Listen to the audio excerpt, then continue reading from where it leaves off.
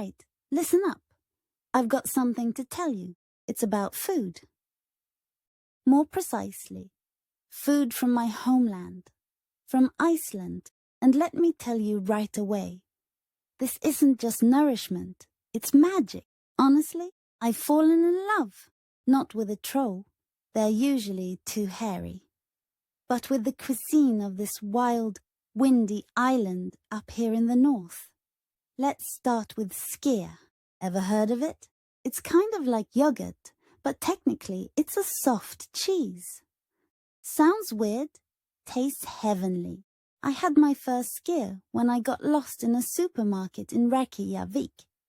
Yes, even troll women get lost sometimes. I grabbed a cup, found a spoon, and bam! Love at first bite. Creamy, slightly tangy, filling, and pure joy. And the best part, you can pair it with anything. Berries, honey, licorice. Yes, really. I even mix it into my bread dough. And when I'm in a bad mood, one spoonful of skyr, and the world feels right again. Speaking of licorice, that's quite a thing, I'll admit. At first, I didn't get it. Licorice in chocolate, in ice cream, in skyr, but then I tried it. And you know what? It works. That mix of sweet and salty, soft and strong.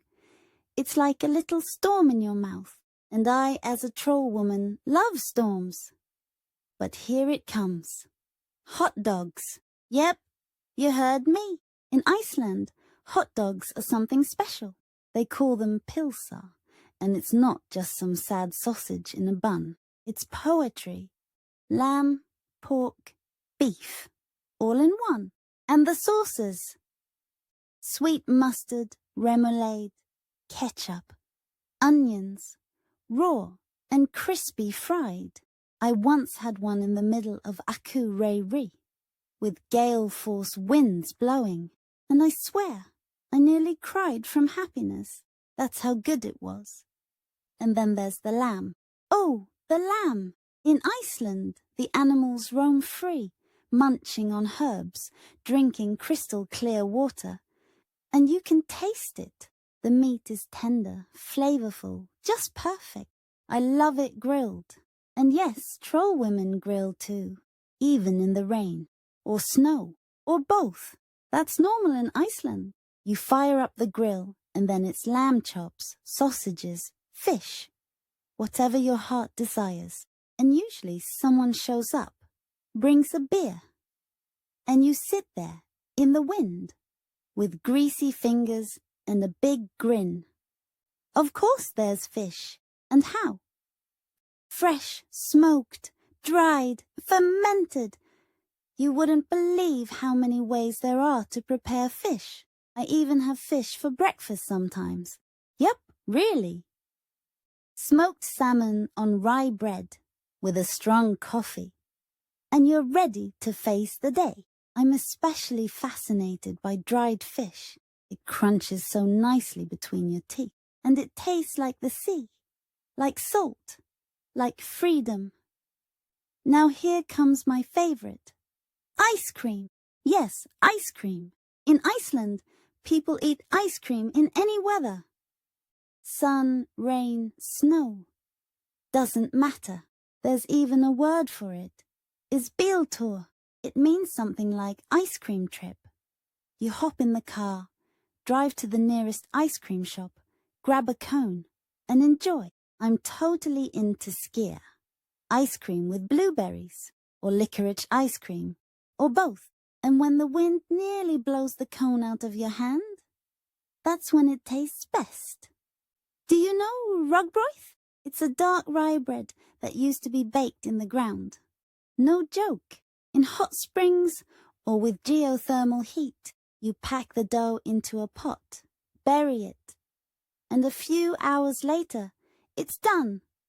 Sweetish, moist, almost like cake. I love it with butter, or herring, or just plain. It tastes like volcanoes, like history, like home. And then the pastries, cinnamon buns, kleinur, ostapunga, Sweet, soft, fragrant. When the storm's raging outside and I treat myself to a steaming bun, it's like a hug from the inside. And believe me, troll women know what's good for the soul. Of course, there are the gross things too. Fermented shark, for example, or singed sheep's head. Sounds creepy? It kind of is. But you know what? These dishes tell stories of the past, of hard times, of ingenuity. And if you're brave enough to try them, you taste Iceland. Raw, honest, unfiltered. What I especially love, modern Icelandic cuisine.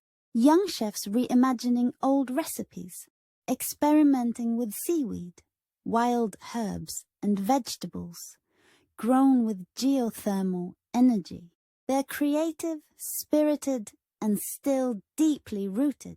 It's like a dance between past and future. And I love to dance along.